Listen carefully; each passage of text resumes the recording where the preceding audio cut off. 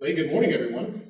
It's great to be here. So you'll notice when Harold did his introduction, like none of that said energy. So I'm excited to be here and learn from you as much as we kind of talk today about some of the work that I do in public safety, emergency management, to get ready for response, if we can find some. There we go, perfect. So thanks for having me. Thanks for the introduction, Harold. I appreciate it. Thanks for all your support leading up to this week to get me kind of oriented to the group. So it's great to be here with you. Thanks for taking the time out. I'm impressed 10 years of this organization coming together. So to Mark and the team and everybody that I just met on the slide form, I look forward to networking with you and meeting you as we go through the breaks here. And I hope for another 10 years, right, and to see how the group continues to evolve. As Harold said, the purpose of this meeting was networking and engagement, but I would also say it's about the relationships in this room, right? In my world in public safety, and my orientation for today's talk is all about how we lean into the partnerships and relationships that are the people to your left and right, and maybe someone in this room you've never met before that could be the person that holds the key that you need to be successful when something bad happens, whether it's a cyber attack, a physical attack, or some other remote destination that you need to deploy teams to. This team here, this people around you, are your network of resources. So I appreciate this group coming together. That's the purpose of this. And so we have a bit of a thing we do at ESRI. And for those of you who've been to our ESRI user conference, who have been to events over the year, my boss and our founder, Jack Dangerman, always has this idea of connecting people together and finding somebody new. And it's important, right? Because many of you sitting here, while you work in energy as the sector that you work in, come from varying backgrounds and disciplines and purpose-driven organizations. So something that you're passionate about may not be what's passionate to the person next to you. But I guarantee you what ties us together is this idea of science, of geography, of GIS as a technology moving together. So what I would like for you to do is to stand up for just a second, find somebody that you haven't met yet this morning through breakfast and everything else, and just introduce yourself. Tell them who you are, where you work at, and what you do, and take 30 seconds to introduce each other.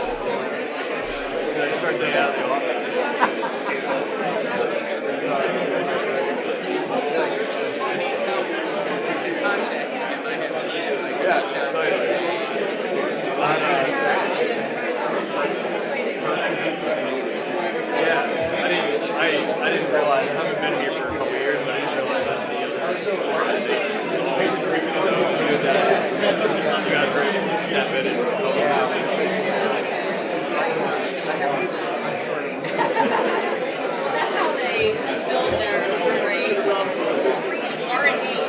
Nice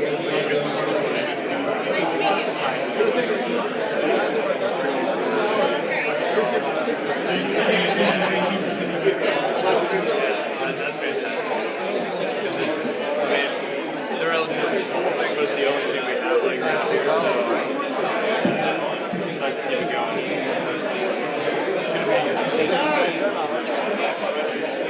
This is always exciting and fun. I feel like bring up all the fun. Thank you all for taking part in that. Thank you for being willing to stand up and meet somebody new. I hope that certainly through the breaks and through lunch and through this evening, like you'll have a chance to keep those conversations going. Like for me, I keep going back to this idea of the network, the community. I mean, that is the most important part. Technology is only part of the equation, right? It's the people that we know and can call on to find a new solution, to find an a new way to move forward. And that's really what I want to talk about. And I mentioned in my introduction that I'm not from the energy sector. Certainly I have a geology background. Don't hold it against me that I don't use it today in my professional career. I'm a GIS and geographer by training, really. And the team I lead at ESRI is focused around all things public safety and emergency management. So I got into GIS and emergency management after 9/11, like many of us that were looking to contribute in some way. I was at the university, I was working in a research lab at the time leading it, and I met opportunistically a state veterinarian. And he said, hey, I've heard about this thing called GIS, and I'm working on this thing for biosecurity about food security and what would happen for a terrorist attack to our nation's food infrastructure. And I think there might be some interesting things we could do together. And I said, well, that sounds like a great thing, because it was a job, number one, out of college, two, it paid well, and it got me into government. And I started on a journey through that into public safety and emergency management that led me to the background that Harold introduced earlier. So while I certainly started in geology, I landed into mapping as a passion, and GIS as the career that led me to where I am today at ESRI. And so that's the context that I want to talk to you from, is this lessons that we've learned in emergency management over the years of preparing for and responding to crises and disasters of all types and sizes. I hope it'll be applicable to you, so I hope to do two things today. One is give you a bit of a vision for how I think we can build a more safe and resilient future for all of us. That includes your organizations, the infrastructure, the networks that you manage, the constituents that you provide services to and users, but also then a bit of a practical handbook that I think can help you prepare to respond to the next crisis. So maybe a checklist, if you will, that'll help you look against your organization for capacity and capability to be ready to respond to whatever type of incident may be in front of you tomorrow. So that's my goal for today as we get through the morning and the vision.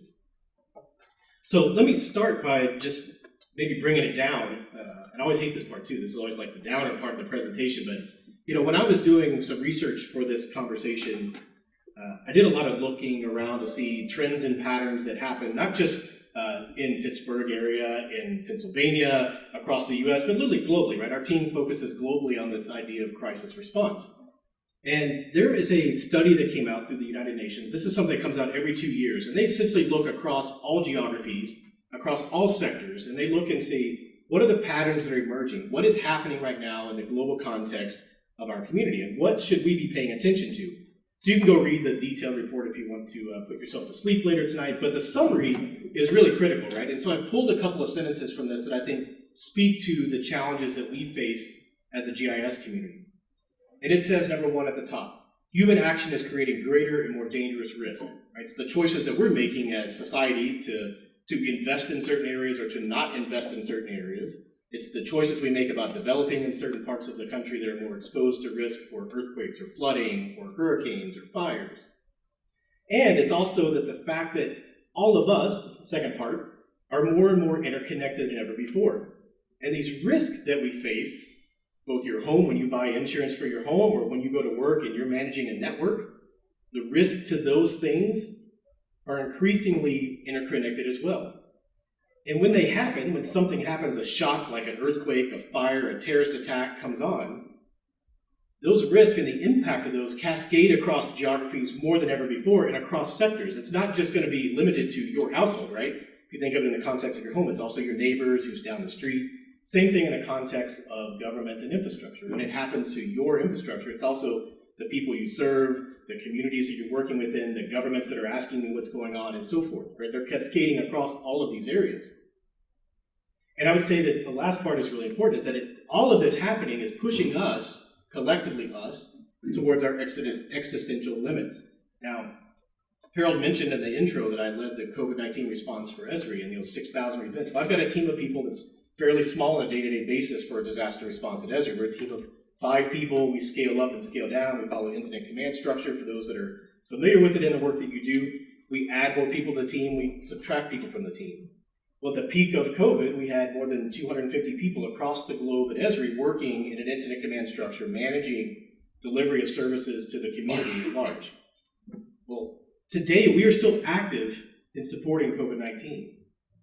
Now tell me that's not stressing our team and our people and the limits that we face.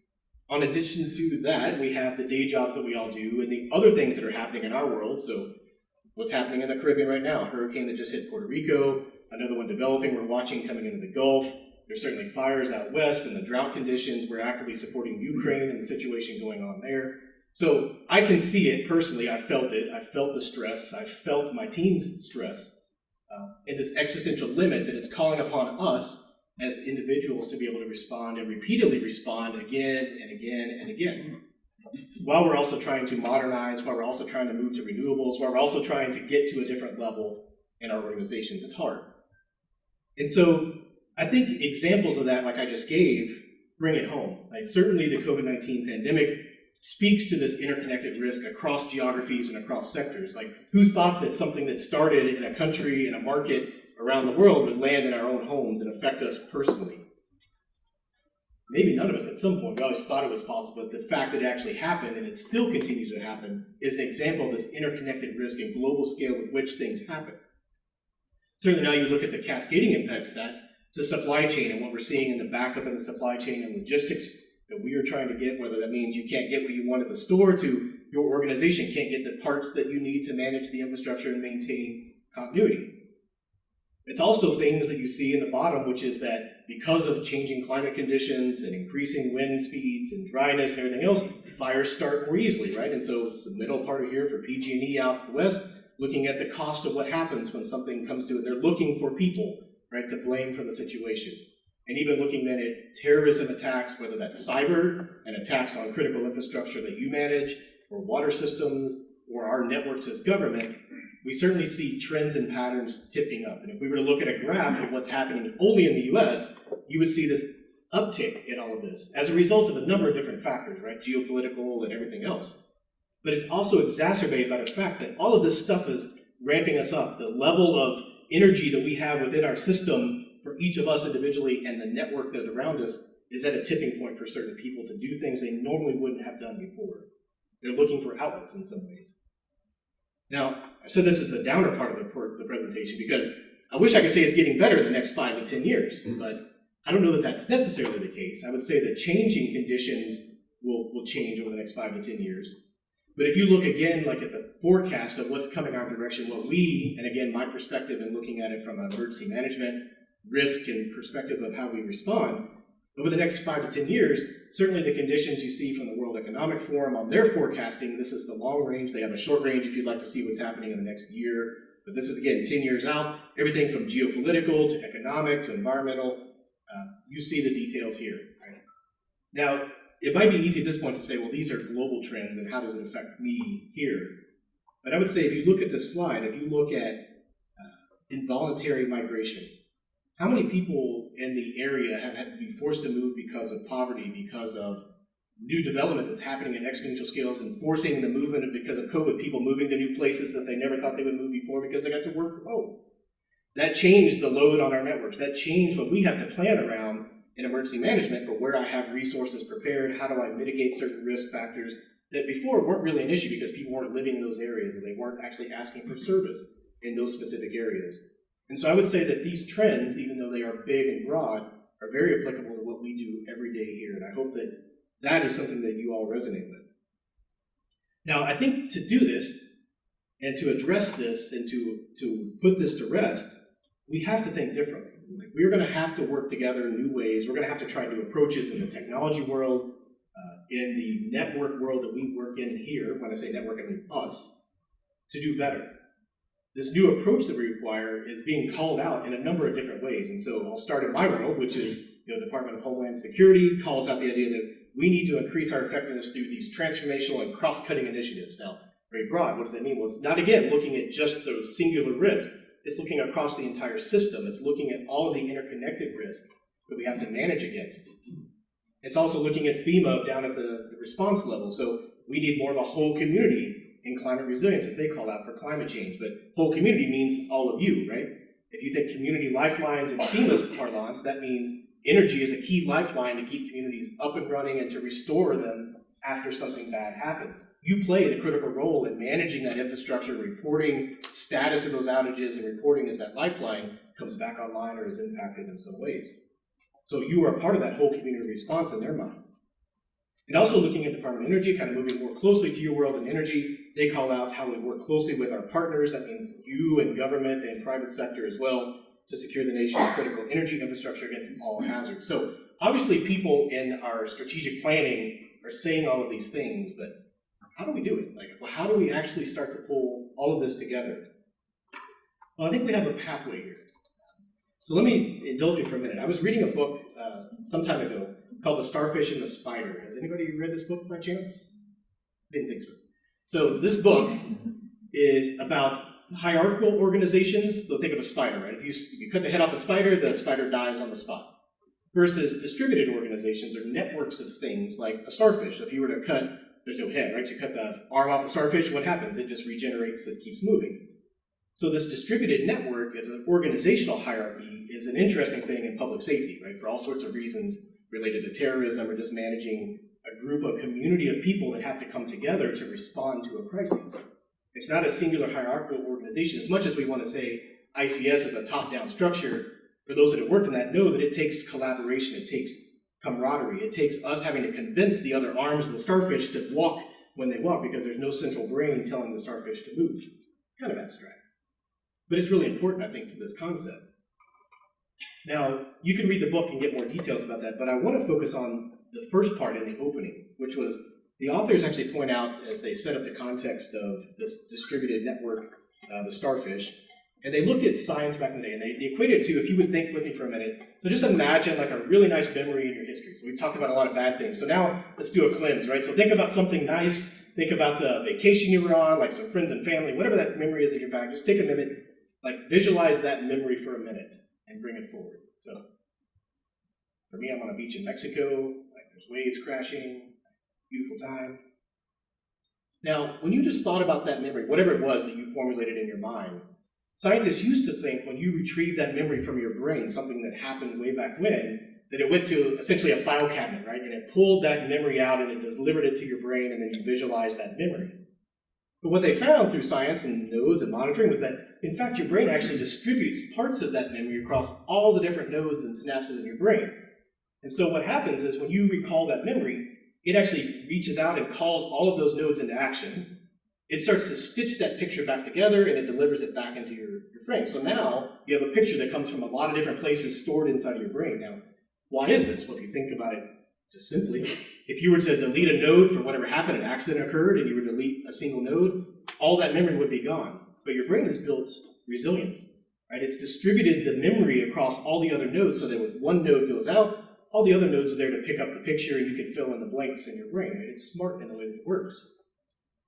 It's a visual way to talk about this interconnected nature that's going to require the approach that I think we have to take to get to this. Now, science can lead us forward in this idea of memory loss and understanding like how our brain works and has built resilience to connect all the nodes together as a network. And I think science can lead us forward in the face of these critical risk and interconnected risks that we face today. Now, science that I'm speaking of is geography, right? It's the science of our world. It's the science of maps as a language that allow us to communicate all of the data that you manage, the analysis that you do and put together. But this idea of this geographic approach is applying science as a geography to the problem set and allowing us to look holistically across the problem. Again, it's not just looking at the fact that we are exposed to a certain type of risk, but it's understanding all the other factors that contribute to it becoming a disaster. Because things can happen every day and not be a disaster. An earthquake can happen and not be a disaster. A cyclone can come through and not be a disaster. But what makes it a disaster? Well, partly it's planning and preparedness. The other part is who and what it affects, and how much we have mitigated that within that part of the community. So that means, are we looking at the social context of our constituents? Do we understand what parts of the community need to be invested in more? Maybe that's aging infrastructure in a certain part and we're delivering services to an area. Are we doing everything we can to understand the demographics, the profile, who needs that and who doesn't have backup power, who doesn't have the ability to evacuate and go live in a hotel for a bit that we need to make sure we prioritize for restoration purposes? Are we looking at the economic side of that, meaning how much money do we invest where? And how do we start to look at all these competing agendas, right? And you know what I mean by that. If you look inside of your own organizations, there are a lot of voices at the table competing for limited time and money and resources. And so if we can start to look holistically at the social, the economic, and the built environment that we manage and how those three things interact, we can start to prioritize and look at a framework for discussion. Right? At our user conference, we had a theme this year called Mapping Common Ground. Is anybody at the user conference this year? Yeah, a few people. Great. That theme around mapping common ground, as Jack put it, which I thought was a good way to frame it, is reaching common understanding. It's not about, like, you have to be my way and understand this and do it my way. It's about finding this middle ground that's going to require each of us to give a bit. You do it in your own lives every day. You compromise on things left and right, and you find a way to move forward both in your family life, in your personal life, and at work. And so geography is a way to start to look at all these competing interests, to look at the science behind it so there's something to lean on more than just a gut feeling, but we can start to point to the data, to the network, to the understanding. We can look again holistically and have spatial analysis in the background driving us forward and start to look at how we support these actually multi-objective solutions to these really complex problems. That's the science that I think we have to apply. That's what you do every day, like whether you're saying, my job is just to manage this infrastructure network. Yeah, but think about all that entails and think about the ramifications of what that means to how you're actually supporting me as one of your users potentially living in the area, right, in my home, and what I rely on you to deliver to me, all the way back to that FEMA whole of community concept. And so this inclusive, this multidisciplinary process, I think, is how we start to not just visualize through maps, the network and who we serve, but the analytics, the detailed understanding that's going to be needed to make good choices, to make projected choices of where we need to go tomorrow, not just where we are today. So this is about designing multiple objective ways, looking at A versus B. What happens if we do this? Who and what's impacted? If we do that, who and what may be impacted the other direction? If we're collaborating together, you're bringing in not just your partners within the organization, all the different business units that you need to convene. It's also sitting down with your government partners and sitting down with your private sector partners, the nonprofits who are leaning into that area that may be a service provider to fill gaps while you get stuff back up and running, for example. And it's accounting for all of those different assets and understanding that allows us to move forward in this way. This is this geographic approach that many of you practice each and every day inside of your organizations at a scale that allows us to address the bigger issues that are never slowing down, it seems. And we do that through the technology of GIS. So all of you that use the technology of GIS every day to make the map, to measure the world around us, to see how we're performing, to look at my SCADA system to say things are going well or not going well today, where I need to be calling my boss to tell him something's happening or not happening, and she needs to know what's happening there. Like, that's the world you live in every day in many ways. You're measuring the world, you're assessing what's happening in real time, you're understanding both through your brain and through science and using spatial analytics to then tell somebody how we need to apply a solution to the problem. So what I'm saying, I hope is not foreign. In fact, it should be second nature to all of us as geographers and GIS specialists and managers. It's just applying it more now towards disasters and crises in a more urgent way than I would say as ever before. It's about looking at the people left and right of you and the new person you just met this morning who may have a solution to the problem you've been facing or may have gone through something that you may go through tomorrow and know who to call in at the right time to prepare and plan for it. Now, this technology of GIS is advancing extremely rapidly. I think we all know that. As technologists, we are trying to keep up with things while we also do our day jobs. So technology, whether we're looking at how it's rapidly looking at enterprise deployments and how we manage at scale and disaster recovery issues, all the way to, hey, I want to visualize that in 3D, or I want AR and VR, like whatever the buzzwords are that people are coming to you and asking about, you probably are overwhelmed at times by the sense of scale and speed at which GIS is advancing. But these are also integrating many new things that can help us reach this scale and achieve this more holistic understanding we need for the crisis response that we're facing. Whether it's cloud computing, the advanced analytics that are proliferating across all the system, this GIS that's changing is increasingly allow us to interconnect our organization so that not just you as the GIS professional, but your decision makers and their boss's boss and their boss's boss's boss or whoever, or the mayor or the governor, has access to the right information at the right time. And that's done securely, that can be done publicly to the public to talk about outages or any number of ways that you do that. So it's increasingly allow us to interconnect within and outside of our organizations, working at an enterprise level to manage all the assets and connect to other business systems that allow the visibility, the more holistic picture of what's actually happening, all the way down to the app that's maybe living on a phone that somebody's using in the field to do an asset management project, right? Now, because this infrastructure is changing, because it's starting to interconnect, it's also transforming the way that we think about doing business. And I think all of you have stories that you're going to share. You're going to hear a bunch of those today, in fact. It is using portals to connect, because not everybody's a GIS professional and knows how to use an XYZ data set, right? But they're very interested in using an application that delivers information to them and allows it in the context of their discussion and their decision points to move forward, right? They're not going to be looking in the back-end enterprise geodatabase, but they may be really interested in how you visualize it, ask questions of it, and start asking you for more information. So it's transforming the way that we work and deliver information. We are, as GIS professionals, becoming increasingly a service provider to the organization, to all the decision makers. And that, again, is not just inside, but it's external to us. Now, to do that well, we need to be thinking about how we not only manage the GIS data, but all of the other information that exists within our organization, and consuming the external data that helps us, again, get a more holistic picture of these issues. So whether it's looking at traditional GIS data in a geodatabase, it's looking at imagery, it's looking at drone footage, real-time sensor data and IoT, looking at big data, and looking at trends and patterns for time and space. All of these things are allowable within the GIS infrastructure. And sometimes for us, in GIS world, it can be a hard conversation with an IT official or somebody else being like, yeah, I need access to this or that data or this or that system. And they're like, well, hang on a second, that's not GIS, why would you do that? Well, this is the story, right? It's like, well, I'm trying to get a holistic picture of our organization and all these actions. This is what I'm trying to achieve, right? Remember back to the slide of multi-objectives, like what people are trying to do when you're trying to negotiate somewhere in between. GIS can be an integrator. GIS, in fact, leverages these open and interoperable standards that allow you to connect to different business systems that are managed and part of your organization's daily work. So that now we have a geographic context to that. We can visualize that within a map. We can talk about it around a map. We can find that common ground or common understanding around not just what's happening now, but some of the future projections and real-time, in my world, disaster response to that. Now, I think to do that well, we need to kind of lead the horse to water in some cases, right? So this means going to some people and just saying, hey, I need to connect to that business system on the back end for X, Y, and Z may be enough. A business case is there, a justification's there, you've been able to articulate it and you connect. But sometimes talking about it in the case of an app, in the case of, I want to help you find the right information within our organization is the answer, right? And what I mean by that is, again, if you think about the app on your phone, think about how you got here today potentially. I used an app to navigate from the airport to my hotel. Like, everybody's used to using those devices, right? Apps are pervasive, they are everywhere. They're on our websites, they're on our phones, no surprise.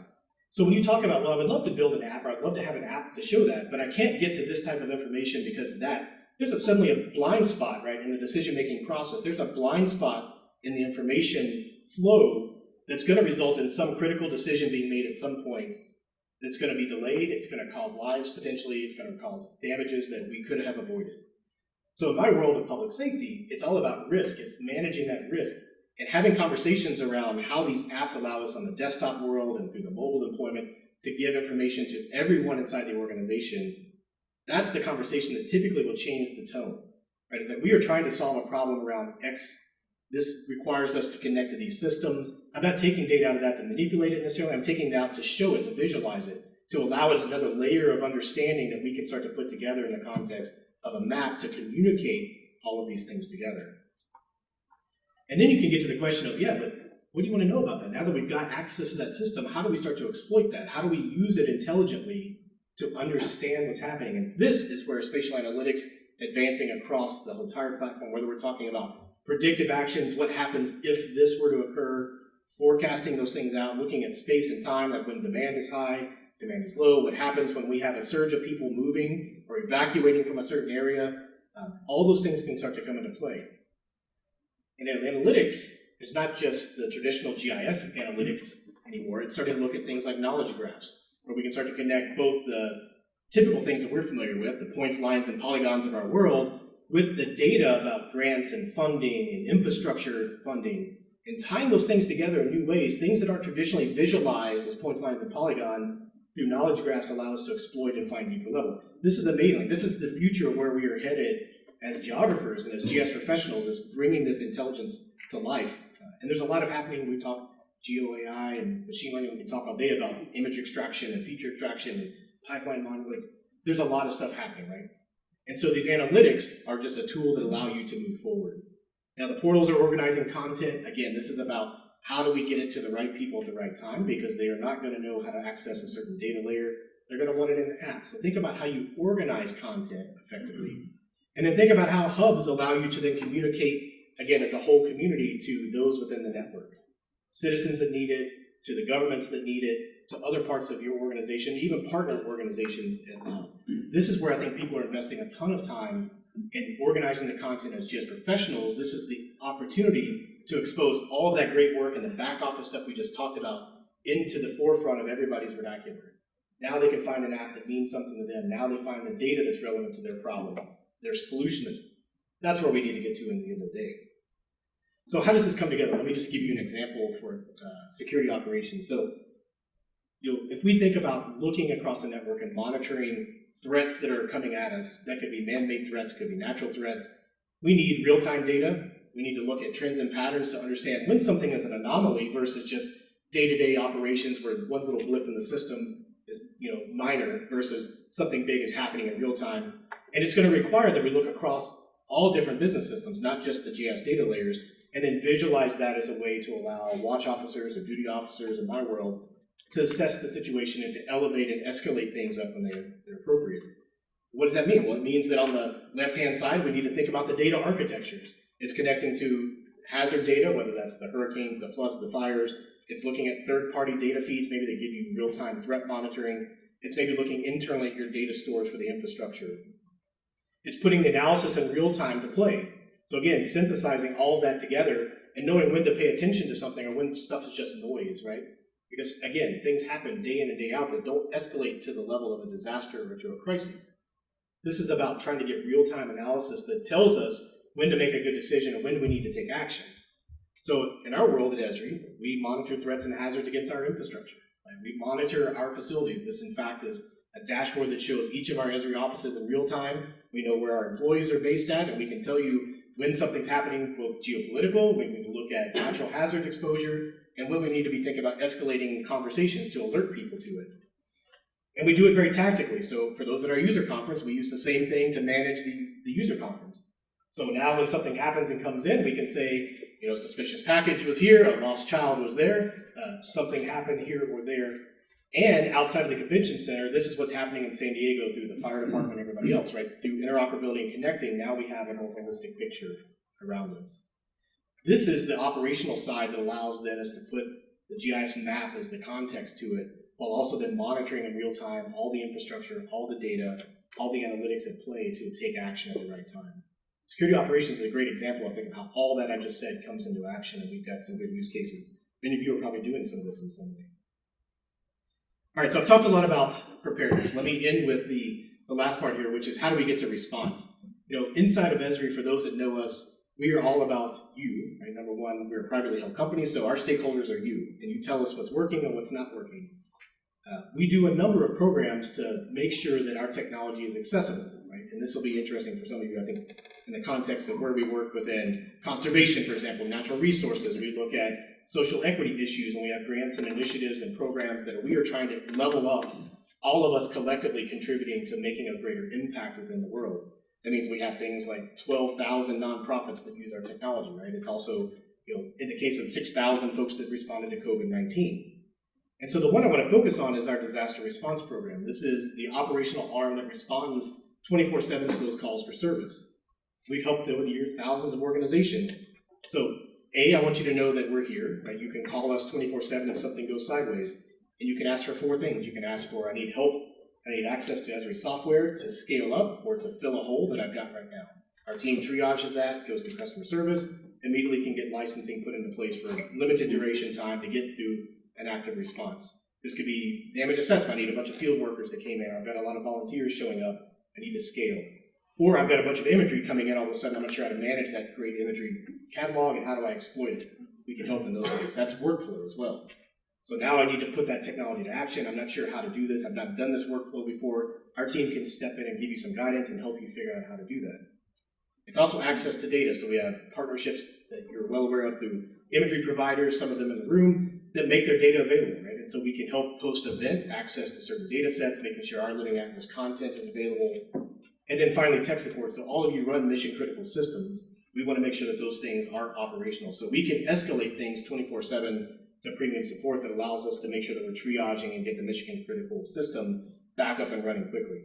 So this is our day job, right? This is the 24/7 team that's answering responses. You can go to esri.com/disaster. You can request assistance. There's a big blue button in the top right corner. You can't miss it. Fill out the form, and that starts the whole process.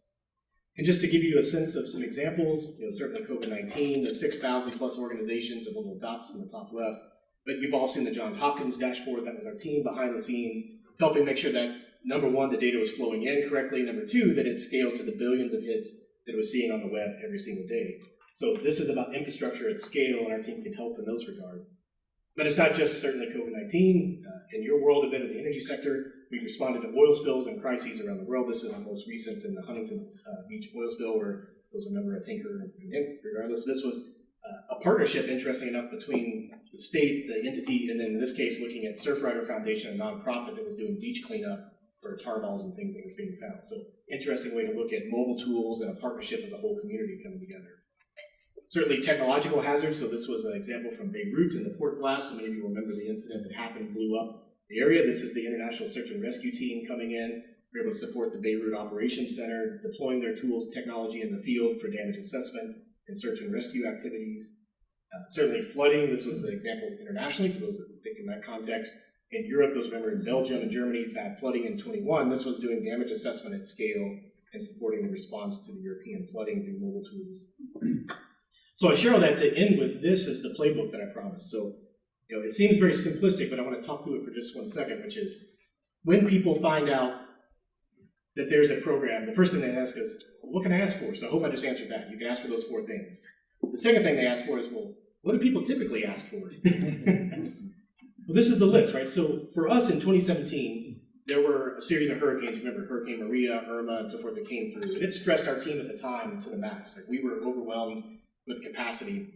And we found that we needed to level up our own team, but we also needed to help others prepare better. So that hopefully you don't have to call us, right? Our intent is that we teach you all these tools and you can implement them and do them on your own. You don't ever have to call us. That would be fantastic, right? We'll put ourselves out of business. And so we did a bunch of after actions. We cataloged when somebody asked us for a request for information, for data, or workflow, we look and we document all that. And so we went back over the 28 years of history to do after actions, and we started to look for trends and patterns in all of those requests globally. And we came up with 7 key things. And they seem really obvious, right? When you read them, you're like, we gotta get that. But this is what people call and ask. Like, surprisingly, this is the preparedness that needs to be in place, right? It's number one, how do I understand the potential impact? That could be a forecast of a storm. It could be something just happened. Like, how do I understand that the who's and what might have just been impacted? So that B, how do I understand how many resources I might need and where should I put them in relation to what's happening? So that's the third thing, is like, great to understand the immediacy, but how do I monitor real-time conditions? How do I get that into a dashboard? How do I understand the changing forecasting, the changing situation in real time? And then how do I make sure that my field teams are able to report and collect information in disconnected environments when sometimes communications are not at the premium? So how do I make sure they can work, feed information back into the operations center? Third is that if I'm doing all that, they always ask, well, I need to brief people, and I'm spending like 45 minutes building a PowerPoint, which takes me away from doing all these other things I'm getting requested. Like, how do I do that in real time and do briefings with our partners and our elected officials that we have to brief against? How do I communicate with the public so that if I get a Johns Hopkins situation, it can take a billion hits when the news media picks up your application and suddenly the server crashes or something happens? Like, how do I do that at scale and be ready for that type of load? And how do I share the right information with the public, but also keep everything else securely back inside the firewall, so to speak?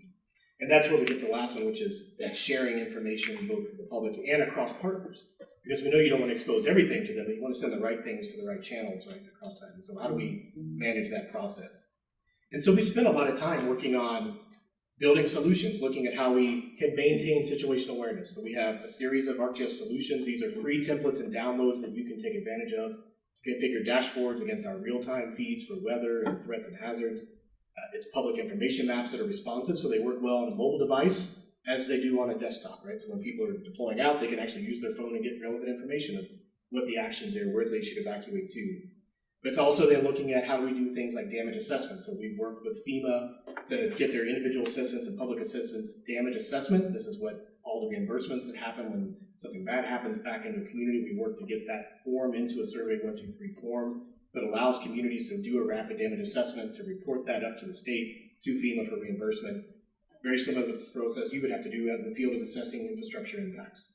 And also then situation awareness tool to say, click on the map or the forecast and just tell me what's underneath that, right? A quick analysis that would take it out of the hands of having to go ask a GIS person to make me a map. Just click the damn map and get a result back that tells me who and what's impacted. Like, those are basics, right, for us in GIS. So let's give them a tool to help operators do it on their own, teach them how to fish, right? And then the last thing would be, how do we manage information? We have different sites like hub sites and templates that allow people just a pattern that they can use to understand how to communicate the right things externally. And all of these things have been engineered to work together as a system so that when you collect in the field, it shows up in the dashboard, and what you share in the dashboard can be segmented off and sent to the public. And so if you'd like to learn more about that, like that's the playbook that I would encourage you to think about for response, like those 7 things. If you can do those 7 things today, you're better off than 90% of the folks that are out there. If you have 1 or 2 of those things missing, think about how you build a capability to do one of those things, right? Train against it, practice against it, get used to using that tool day in and day out, so when the thing happens, you're able to respond to the crises that's immediately in front of us.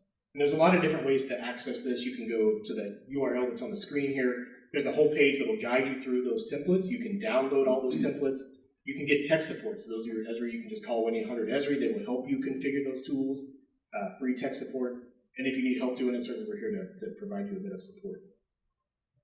So let me close by just saying, I hope you've seen a bit of a vision of the challenge, the big picture of things that are coming at us, the new way it's going to require all of us as a team. And again, congratulations for 10 years. Thank you for having me to talk about this today in disaster response, my passion, obviously. I hope it's been interesting for you from the emergency management side to think about this playlist. I hope that's useful, practical information at the end of the day.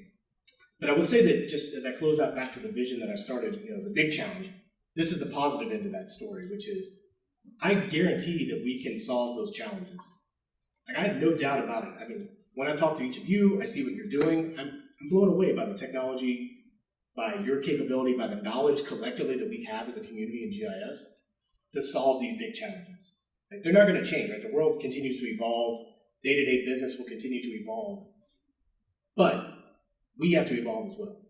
And I think what I'm asking of each of you is to focus on what matters to you, right? If you find your passion area, you're going to have your day job. I want you to find a passion area that you're really concerned about. That could be renewables. It could be, I want to go to food insecurity and I want to help my local food bank that we donated to in 412.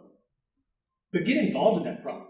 Like, use your skills as a GIS professional to go help them understand the geographic approach, to put those tools into action. And then bring all that back to your organization and advance the way you're doing it there across all of your organizational business units. Start looking across sectors and building those partnerships and relationships that are going to need it. Because it's not, again, going to just stop at your door. It's going to continue to be to your neighbors, to your partners, to government, and so on. And so I think we have to be smart, right? Because we can't tackle everything, let's be honest. And so I think this is where you have the opportunity to help us as a community, and your organization specifically, where to prioritize and assess the most critical vulnerabilities. That's the power of geography, right? That is looking at the risk, the exposure, the people you serve, and understanding their needs, their perspectives, and where we have a limited amount of money that we're going to invest. So help them make good choices about where to do that, so that when it does happen, because the incident's going to happen, right? We know the next thing is coming, that we have mitigated that we have reduced the risk as much as possible. So now you can focus on the next group of people in that priority list, because you're always going to have to compete against those areas. So find something you're passionate about, get involved, bring it back to your organization, apply that passion inside your organization, help solve these big challenges, and help them use data to make these good decisions. I think it will take all of that science, all of that technology that you use every day, plus a little bit of creativity to make this a reality. And so thank you for what you do. Me as a public safety official, you are the sector that I think is one of the most important. You would say it's probably the important, but it is probably the most important. Look right now in Puerto Rico at power issues underway. What does that mean? Well, they can't charge phones, they can't talk to friends and family. Right? They can't get the bakery up and running to serve food.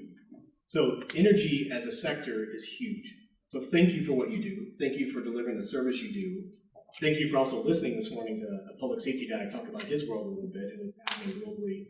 I hope it's been interesting. I hope it's been fun. I look forward to learning from you throughout the day. And again, Harold, thanks again for the time and effort. Thanks, everyone.